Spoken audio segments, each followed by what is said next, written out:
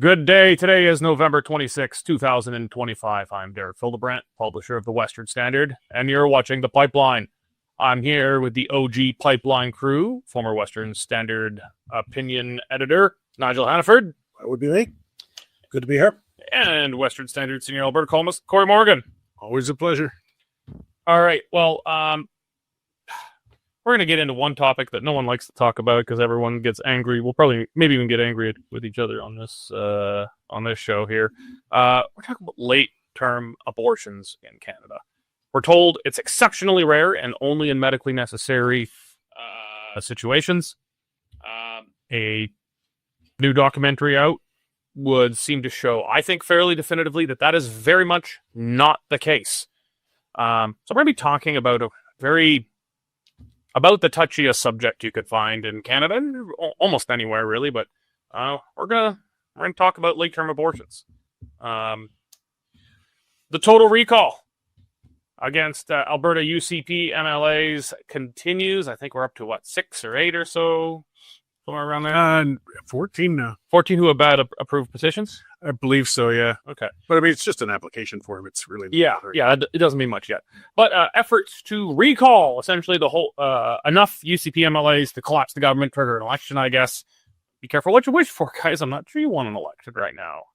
But some people are saying that process is being abused. We need to change the recall legislation. I'm not so sure. You want recall, you got to accept it when it's used against you, too. But we'll get into it. But first, did Danielle Smith's demands of Mark Carney's federal Liberal government work? The premier, laid down a series of 9 demands. I think it may have been earlier in the summer, maybe even the spring. It was some time ago. She laid down these demands, and this is all in the background of the looming, likely-ish Alberta referendum on independence coming, saying, look, if you, it was kind of an or else. So she didn't say what the or else was, but it was more or less or else. I'm not going to be doing much on the stay side of the referendum. I think was kind of the implication. I'm not sure if that's fair or not. But she laid out these demands. They were not all about oil and gas development and pipelines, but I'd say it's fair. The bulk of them were. There were some items on equalization. Surprise, there hasn't been a peep on equalization. Nothing will ever seem to change there. But there does, knock on wood, appear to be some movement on the natural resource development side of things. Tomorrow, Thursday, Danielle Smith and Mark Carney are appearing at the Chamber of Commerce, where they're going to sign or present a memorandum of understanding. MOUs actually don't really mean anything. They're just it's an agreement to an agreement. I was a bureaucrat for 1 year of my life, and we signed an MOU. I was like, oh my God, this is a big deal. It was on internal free trade in Canada. Guess what? Nothing came of it. We spent years on it to get an MOU, and nothing came. So, so it's about exceptions from the emissions caps, exceptions from the Northwest Coast tanker ban, things like that would make a pipeline feasible. But David Eby is saying, wait a minute, you can't treat me like an Albertan. I get to have some say in this. And so he's squawking that he hasn't been consulted and given his permission. Some of the BC native bands are saying something similar. I don't know. Do we have much to cheer about yet? I don't think so. I would actually love to be cheering about this, but here in Alberta, we spend so much time thinking about it from our point of view that we don't always think about how the federal government is seeing it and how Mr. Carney in particular is seeing it. Now, I mean, we've got 9 demands. What does Mr. Carney have that he wants to get done? He wants the problem to go away. Uh-huh. He wants actually the appearance of a settlement he's just come back from a meeting in Brazil where everybody was talking about how to take the carbon out of the climate, and now he's got to come back and he's expected to work out something with the Premier of Alberta who wants to develop more oil. So what he's doing is building a situation where it looks like he's agreeing, but he's got an escape route. He won't have to go through with it. I am very pessimistic about this particular. I mean, I hope I'm wrong, but I actually don't see any good coming out of this. He has, apart from a constituency that's interested in climate change, he himself has made it very clear how he sees the climate change. He's not. He wants to get less carbon emitted. He's come up with this crazy idea that in order to produce oil in the West, you must vary an equivalent amount of carbon dioxide to what it took to make the oil. Nothing like that in the East where they're importing it. And now you just mentioned the condition that BC has to agree and the Indigenous peoples there have to agree. There is his escape route. They will not agree. Thanks, Danielle. It was great talking, but we're not doing anything because BC doesn't agree. Well, wait a minute. You intruded in our space provincially, intrude on theirs. Well, Well, bring the bowl of water. Well, wash my hands of it. Yeah.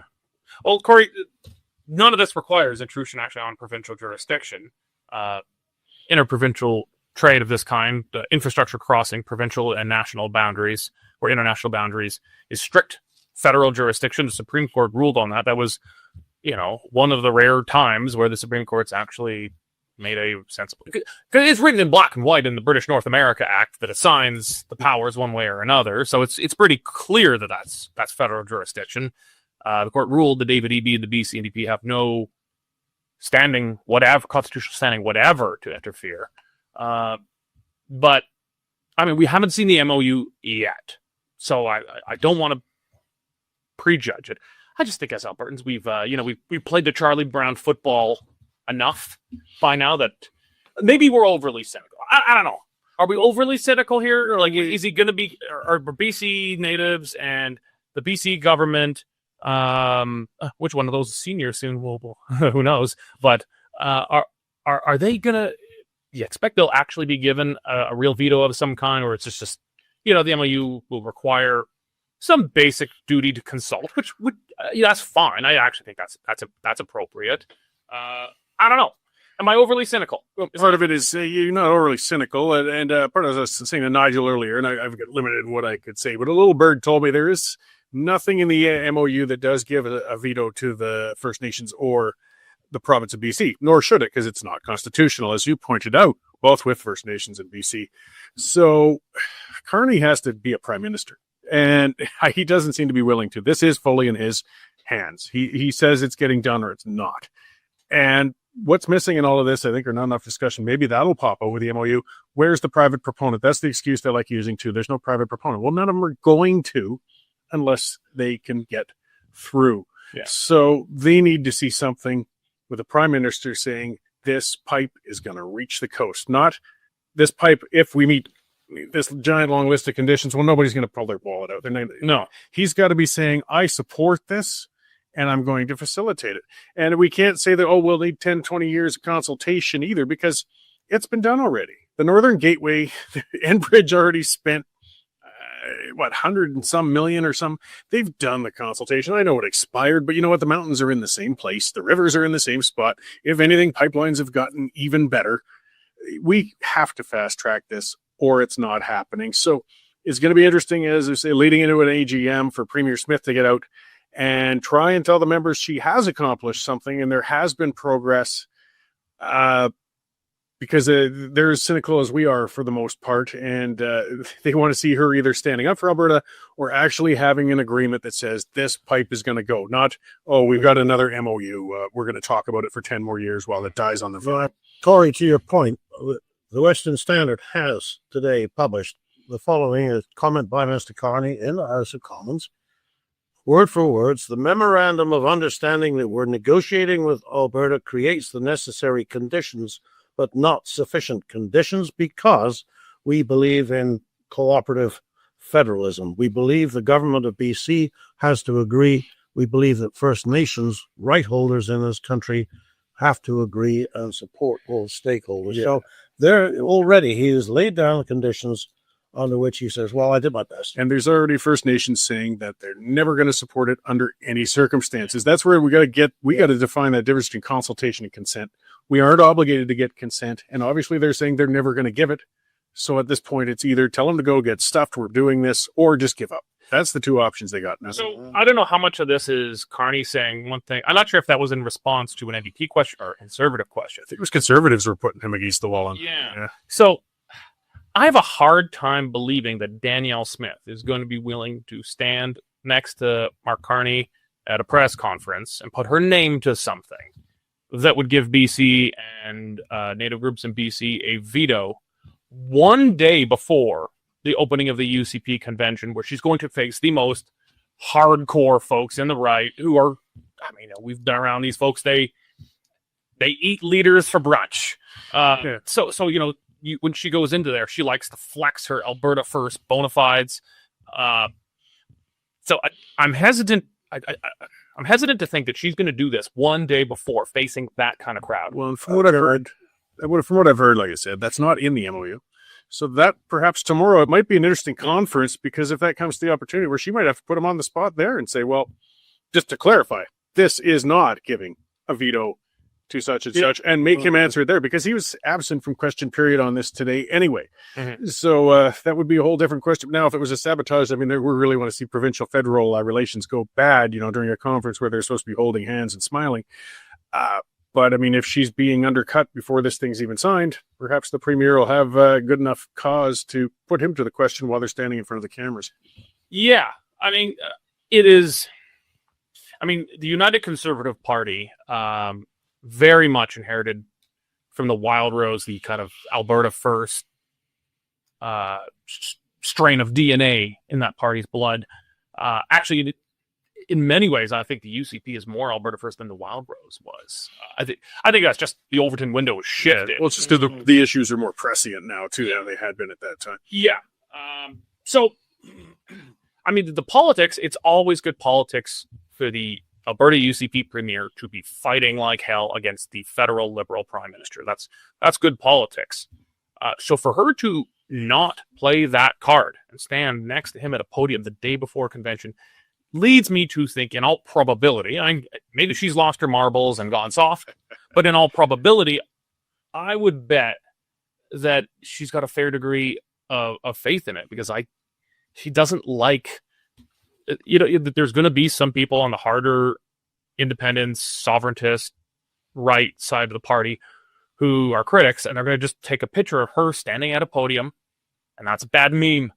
That's a bad meme. So if she's going to give them that, she's probably got to have a fair degree of certainty that, no, this is a real thing. Well, I think it's going to go one way or the other. There can't be a mushy middle on this. She has to be standing at that podium to have something that can be taken to the bank. Like, this is an agreement, and she has to have the Prime Minister very strongly saying this is going to get done. Or if it's some mushy, we're just signing this again and we're going to tread water for months, as you said, well, then something has made her addled, because she understands that nobody going into an AGM wants a mushy middle position. Or if it blows up tomorrow, that goes well going into an AGM as well, because then you give the fire and brimstone speech saying, we tried, we did everything we could. I took my time the day before this to try and come out and do this, and he torpedoed us before we could even get it rolling. I guess we have to look at other alternatives as Albertans to get our resources to market. Exactly. But a middle is not going to look good. Yeah, and you know, this is in the context of a probable referendum some point next year on independence. Thank you for all your hard work on that, Thomas Nikasic. I appreciate you volunteering your time and your Winnebago or whatever, driving around Alberta, getting signatures so that we can have a vote on independence. It was very generous of the cause. He is forward-thinking sometimes. God, you just can't make this shit up sometimes. Or he was probably buzzing from the hairspray and wasn't thinking clearly. Yeah. But there's a probable referendum on independence coming. I mean, if there is tangible, like, you got a shovel in the ground somewhere. I mean, it's no pipeline's going to get be done and pumping by that time. That's not reasonable. But if you had a shovel in the ground by the time people vote, I think it would make it damn near impossible for the independent side to win that. And I think it is sad that the whole independence argument gets reduced to just pipelines. It is a hell of a lot more than pipe. In fact, it should maybe be at the bottom of the top 5 list at this point. I'd say controlling our simple borders might be at the top. If we can't control the Canadian border, then let's at least control the Alberta border. A lot of things. But I think in terms of the discussion, I mean, the independent side always had the much bigger hill to climb to have any chance of winning. If there's real progress and it's like, yeah, no, we're actually building this. There's crews out there right now. There's pictures. There's video of guys digging holes and laying pipe. I think that kills the chance of winning an independence vote. It would indicate that other things can get done as well. I mean, that's one symbol. So we're saying, well, if it could be negotiated to get a pipeline through, then maybe it's possible to negotiate on immigration or negotiate on equalization or some of those other areas. So it will be a big symbolic win that would undercut the independence movement strongly. But they got to move fast. People are impatient. That's the bottom line. They don't want to see it. I mean, Carney loves his hockey analogies. Well, it looks to us like he's ragging the puck. And people don't have time for it anymore. You get something going or quit playing us. Well, people in Alberta don't have any time for it anymore. Maybe this plays really well back in central Canada. Oh, very possible. He's taking the cousins to Alberta, and he's going to lay about the Alberta government. Tell them exactly where they stand. That won't play well in Alberta, but that could be Christo's Mill in Ontario, Quebec. Yeah, we can't always look at it through our lenses. Well, that's the thing. It's very easy to forget what might be in it for him. Yeah, because where does some of his MPs are getting pretty upset with the possibility. Some of the BC ones who are kind of doctrinaire on this stuff. Sure. All right, well, speaking of laying into the Alberta government, let's talk about the recall campaign. We've gotten into this before. So this is coming out of the Alberta UCP government, legislating an end to the teacher strike, sending them back to work. They still legislated them a sweetheart deal. I mean, it was a great friggin' deal that they got for themselves. I thought the UCP should have legislated them back to work with a pay cut. Not even ordered more charter schools to be transferred, as you said. I like that. Yeah. Actually, I don't think they actually should have legislated them back to work. I think they just should have said every day convert a public school into a charter school until the union begs for an end to the strike. Walk them out, essentially, is what I'd say. That's not what happened. Anyway, the ATA was legislated back to work. They lost their shit. They got very, very angry. The notwithstanding clause was used, so it's just bulletproof from legal challenge because the Supreme Court's made some bizarre rulings in the last years where apparently individual rights are also now union rights. Unions have the same rights as individuals. So they lost their mind and they decided to initiate recall campaigns against Alberta UCP MLAs. Now, some of them seem pretty dumb. They're going after MLAs who had massive margins of victory. I guess Danielle Smith had a big margin of victory in Brooks Medicine Hat, but she's the premier. She's very symbolic, so they may as well take a shot at that, I guess. They're going after other ones who have big margins of victory, like up in Grand Prairie. And then other ones, now the one that I think is probably their smartest to go after, sorry, Demetrios, is the education minister. He's symbolic. He's the education minister. They hate him. And Calgary Bow had an extremely... his constituency in Calgary Bow had a very, very narrow margin of victory for him. So strategically or tactically, that's maybe a smarter one. But they're going after all sorts of others. Angela Pitt, she had a pretty big margin of victory. But they're going after them very clearly based on government policy. And a lot in the UCP are stating, well, that's not fair game. We need to change the rules around here. Now, some of it, I think, is more legitimate complaints, like the legislation says that the people who are canvassing for signatures have to live in the constituency. I actually don't think that should be a rule necessarily because constituencies, as I can tell my experience, get gerrymandered. They're arbitrary. I strongly differ on that part. Yeah, it is. Okay, but maybe they have to at least be in an adjacent one. Because constituencies, particularly urban ones, I mean, you live on one side of a street, you're in one constituency. You live on the other side of the street, you're in another. And it's just some dink sitting in a commission somewhere appointed by political parties who drew that. Sometimes... Oh, I know it. I live 800 meters from a UCP member, and I have an NDP member for mine. I'm half a mile out of the border, and they gerrymandered it actually because they wanted an NDP rural seat, so they made that one. It frustrates me, but I still think when it comes to overturning an MLA, it should only be the people living under that constituency. In an election, you're allowed to campaign in any constituency you want. In fact, people come from other provinces, even other countries, and campaign. Yeah. So, if you're allowed to go and volunteer to elect someone in a different riding, we do it in general elections and by-elections, I think you should be allowed to do it for recall too.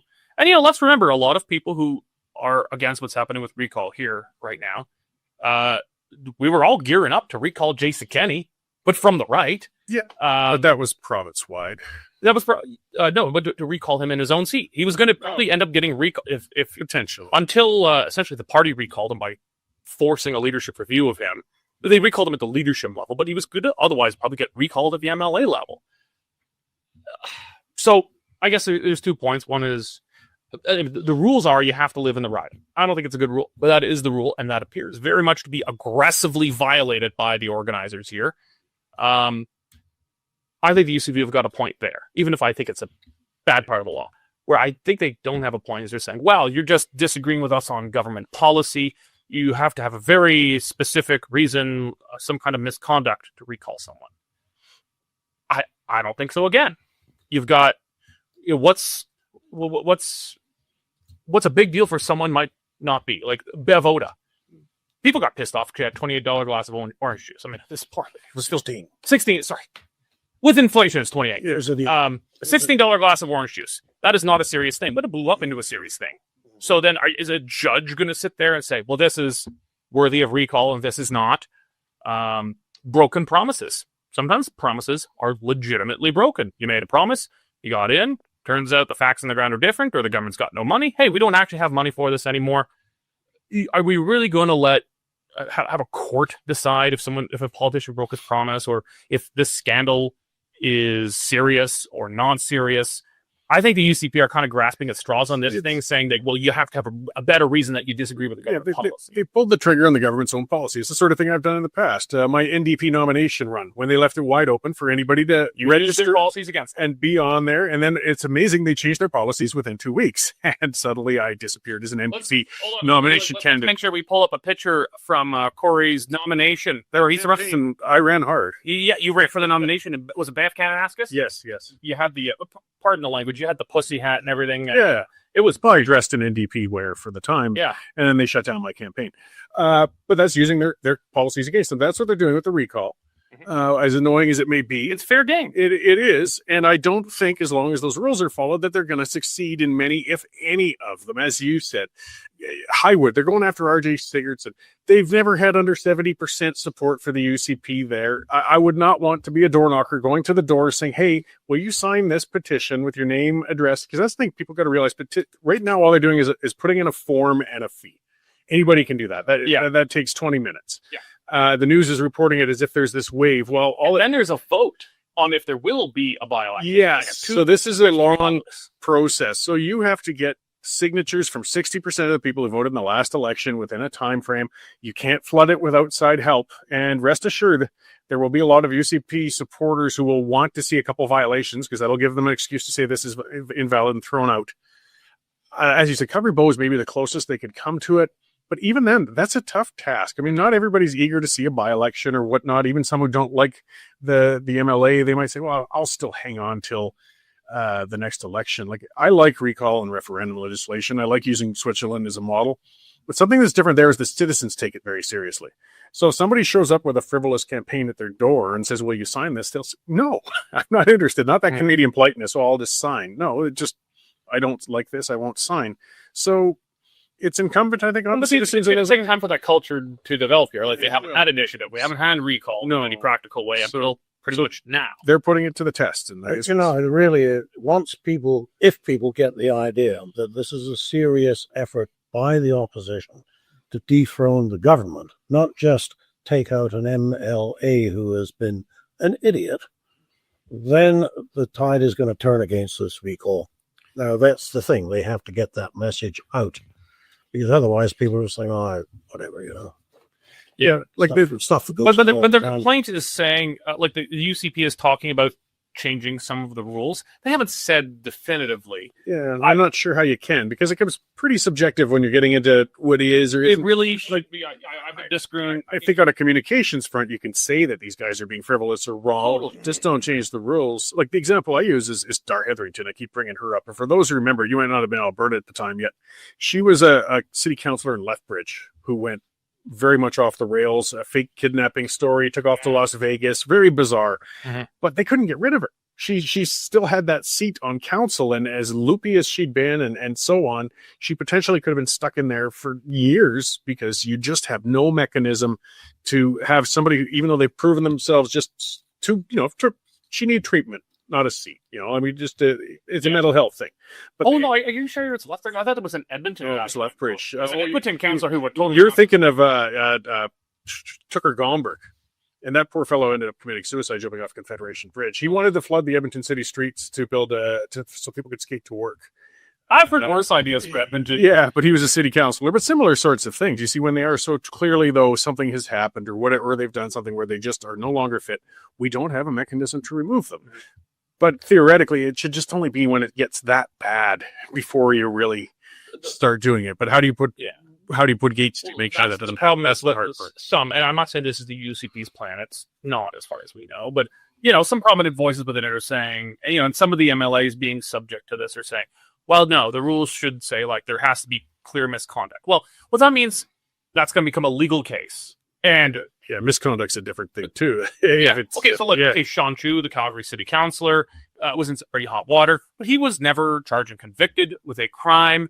He did some things which were questionable a long time ago, and voters deserved to render their decision. But he kind of, the way with advance voting, he still got elected, couldn't be recalled.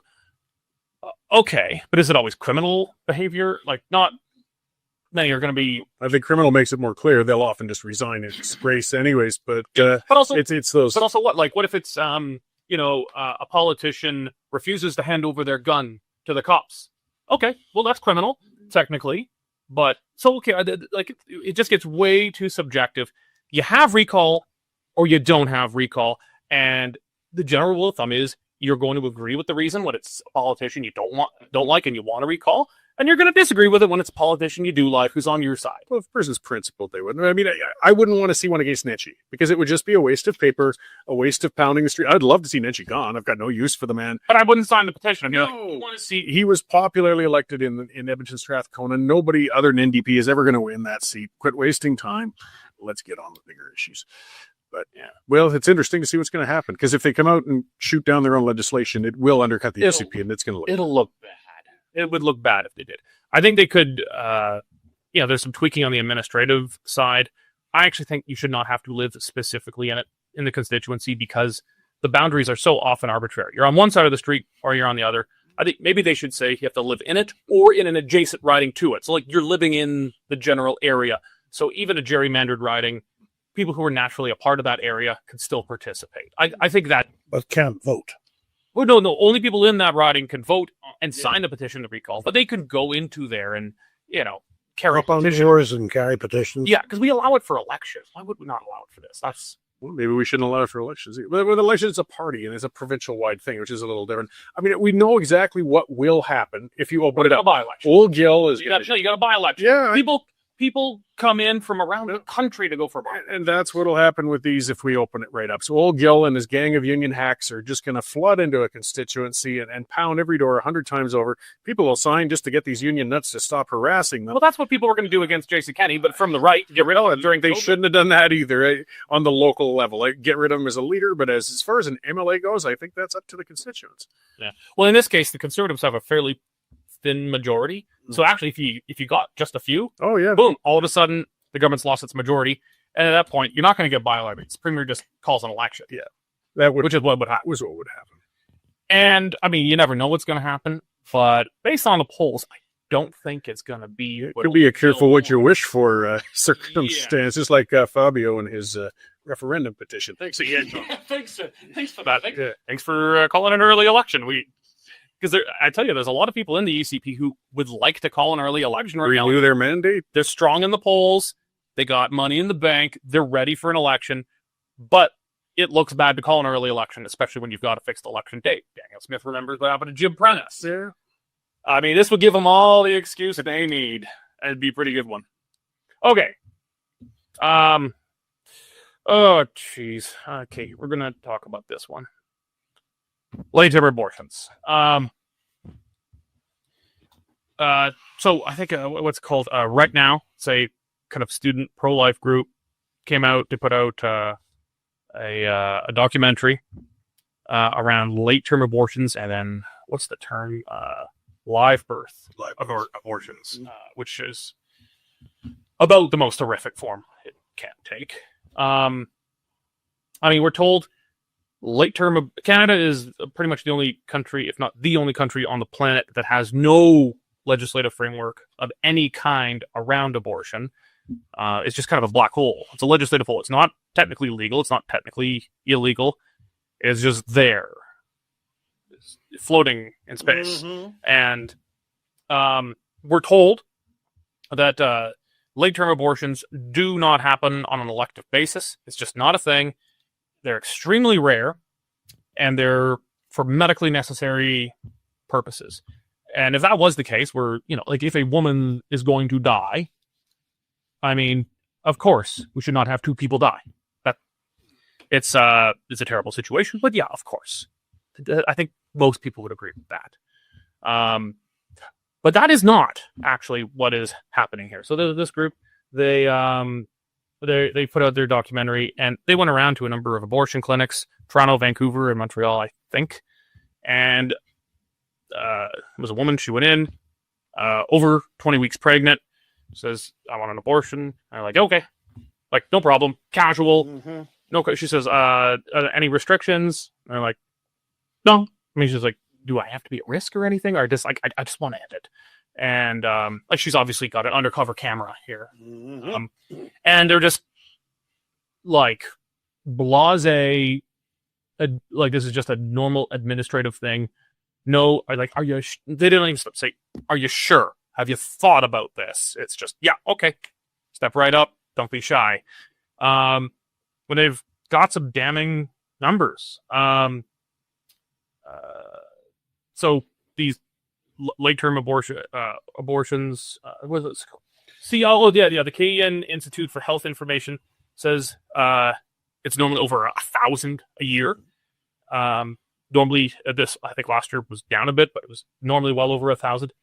There were, not including Quebec, I guess Quebec's got different numbers, there were 123 live birth abortions, and that is where they attempt to kill the fetus inside the womb, and then they go to remove it. The child's removed, and it's still alive. And then they kill it outside the womb, normally with a do not resuscitate. 28 of those were born alive and viable in Alberta alone and allowed to die. I hate this topic, but like, I watched this thing. It's the ultimate third rail in Canadian politics. You can't watch this and read this and not think we've got to do something, Nigel. Yes. Well, first of all, let's dispose of a couple of things. One is there is no credibility issue here. When I first arrived in Alberta 25 years ago, the Alberta Report, our distinguished ancestor, had just published a story about live births at the General Hospital. They had a nurse who spoke to them. They had names. They had everything. And this particular nurse explained how when babies were born alive after an abortion, they just put them on the slab and let them die. And there was scandal and outrage. And in the end, they told the nurses, just shut up and do your job. And that was the government approach. But it happens. I mean, it really does happen. It's not as rare as we were told. And it's been going on for 25 years that I can speak to, and I'm sure it was going on before that. And then in the Western Standard, a few days ago, Richard Durr, who is he's a pro-life activist. He's definitely got He's the head of Pro-Life Alberta. Yeah, Pro-Life Alberta. Yeah, I mean, this is not an entirely impartial source. Nevertheless, in a letter from Alberta's Health Minister, Adriana Lagrange, he quotes this line, please know that there is no evidence of live birth abortions in Alberta. I mean, that's just not true. We had 28. This is from the, if I'm not mistaken, this is from the Canadian Institute of Health Information. Yes. So That's not some right-wing pro-life Christian fanatic. exactly. And I don't know whether Miss Lagrange wrote that herself or whether that was prepared for her signature by somebody within the ministry. But it is not true. And that is one of the difficulties that we have with this whole issue, is knowing what to believe, because the people who want abortion and like abortion and feel that it's a right for women will certainly deny. In my earlier incarnation, while I was on an editorial board, I visited an abortion clinic with other members of the editorial board. We sat down with somebody who was performing abortions, and I said, doesn't it bother you that the thing that you are trying to abort is feeling pain? You wouldn't even do that to a puppy. Oh, they don't feel pain. That is just not true. When you see images where the needle goes in, the fetus, the baby, is squirming and wriggling and trying to get away from it. It is the most horrific thing to see. Of course they feel bloody pain. What do these people believe? So it is incredibly hard to have a sensible conversation about abortion, because people will deny what is manifestly obvious. And you have, I use CIHI statistics all the time when I'm talking about COVID. I have no reason to believe that they are wrong when they say that there were hundreds to 1,000 live births. Yeah, that's not even just late term. That's live birth abortions, where a late term abortion fails, right? And the child is still born. So I this was something I didn't get. I had to ask the question: if you are attacking a baby inside a womb with the standard vacuum cleaner apparatus that we read about, how does anything survive being sucked into a jet engine? Well, the answer is that in certain circumstances, they don't use that technology. They use the injection, and then they haul the baby out with the forceps. This is pretty graphic stuff, and I apologize for people who are put off for it. And by the way, in this tragic situation, this is not an anti-woman rant on my part. So often the people who want the abortion more than the woman is the man who's involved in the case. There's a lot of women who have abortions who don't actually want them, but somebody else does. Anyway, leaving that aside, and God bless the people who do it, who regret it. Here we have this frightful situation where the baby comes out and they just leave it on the slat. Where is the humanity? I cannot. Yeah, and people don't like discussing it. It's a squeamish, challenging area, and a lot of people don't even realize it or know it. We are unregulated, as Derek said. I think it's through Morgenthaler in the past where that came about. We just have nothing there, which technically means there's nothing to stop this. And most countries have some degree of regulation. They draw a line, usually around viability. Yeah. And kind of third trimester. So. Yeah, and we're getting well beyond that when live babies are being delivered, and this is really problematic, and we got to quit making that excuse. Look, if you snip the umbilical cord, even a premature one, and put it into an incubator, and then somebody came along and stabbed it, they will be charged with murder. Uh-huh. But if it turns out they're saying, well, I wanted an abortion, well, then we'll let that same child, same one, die. Now we're playing semantics with a murder, is what we're doing. And I know nobody likes to talk about it. I'm a libertarian. I do believe that's a separate discussion on early term ability to do that. You've been pro-choice for a very long time. I have. But even you think that there's got to be a line. The line has to be somewhere in viability. We've got a lot of science to start in other countries we could look at with where a line can be drawn. And right now when we have that void, but no politician wants to touch it with a 10-foot pole. Also because anyone who says there should be a line somewhere, even an extremely generous to the pro-choice sideline, they'll say, well, that's just the slippery slope to banning. You know, it's become so fanatical. There was a great old movie that really didn't do that great, I think, but it was called Citizen Ruth.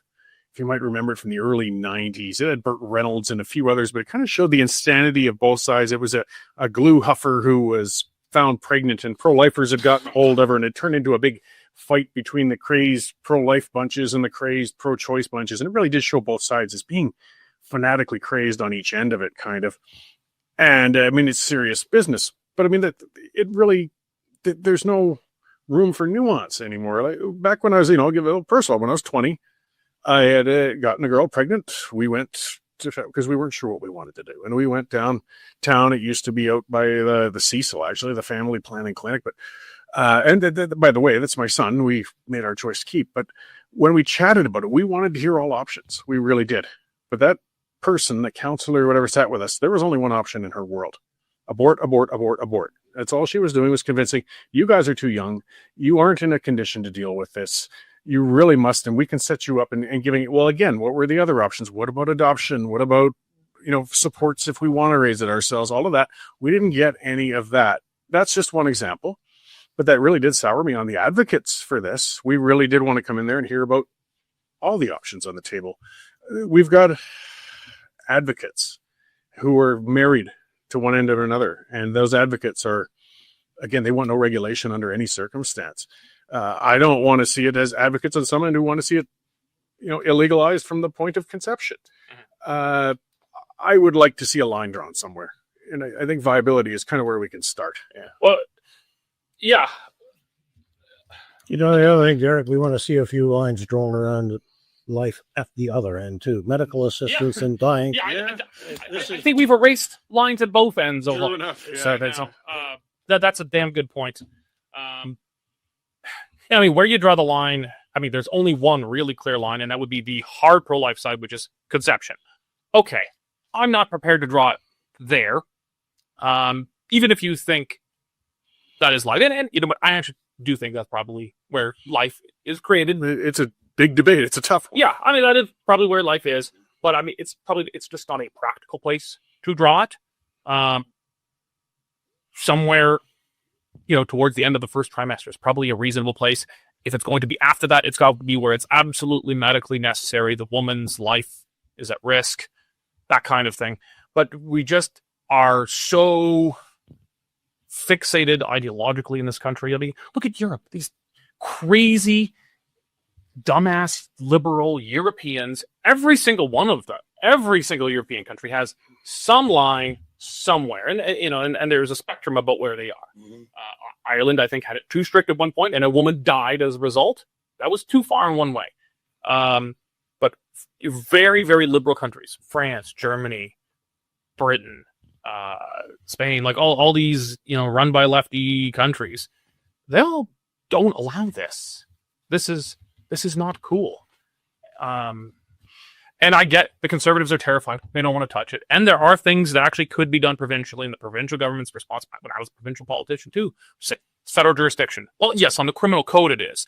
But the administration of healthcare is provincial. And you could decide not to allow this in these most extreme cases, because they are not exceedingly rare. They're not the majority of abortion cases, but they're not rare. And they are brutally violent.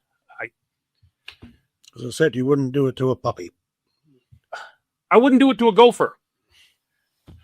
So at least what I do to a gopher is a lot more.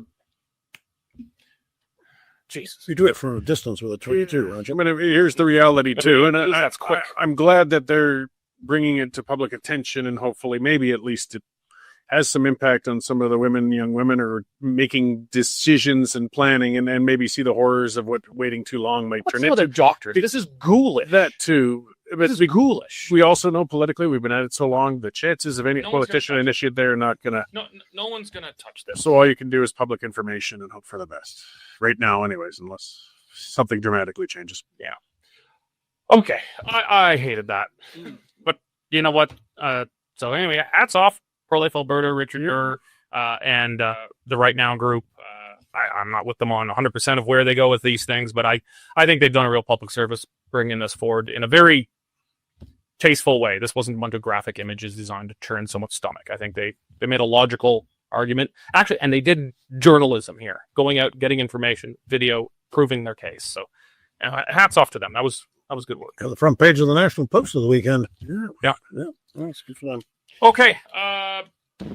Don't have enough time for mine, but you two get a parting shot. We'll start with Nigel. Well, yeah, I had something else in mind, but what I would say is that if they did outside the womb to a child what they do inside the womb to an unborn baby, we wouldn't be having this discussion. It wouldn't be allowed.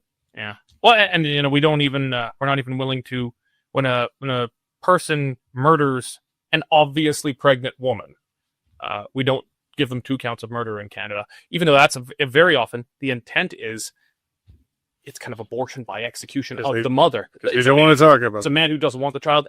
That happens, and they still only get 1 count of murder. God, we're messed up. Corey, take us through another topic. I'll just go through it. It's healthcare, but not nearly as rough. But I like that Premier Smith has released Bill 11. I just love the irony that I remember Bill 11 when Ralph Klein did it. Yeah, we're looking at healthcare reform, but he backed off, and he said that was one of his great regrets. I hope Premier Smith does not, because we need healthcare reform terribly.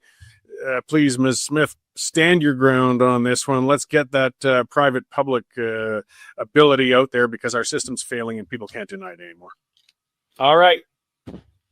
Gentlemen, Nigel, Corey, John around the studio, thank you very much. Thank all of you for joining us today on The Pipeline. Remember, if you're not a member, you're freeloading, you cheap bastard. Go to westernstandard.news right now. Click on subscribe. $10 a month or $100 a year for unlimited access to all Western Standard content and get past the paywall, blocking you from getting the very best news of the West. Oh, yeah. And one last thing. The United Conservative Party's AGM is this weekend. The Western Standard crew is headed north to cover it all weekend in Edmonton. We are going to be throwing a very large, very loud, and boisterous hospitality suite. The Western Standard Rager, we're calling it. Free drinks, free food. It's going to be a lot of fun to be right at the convention grounds. So if you're an Alberta United Conservative Party member or visiting from out of province and you go into the convention, come on by and have a drink on us. Thank you very much for joining us today, and God bless.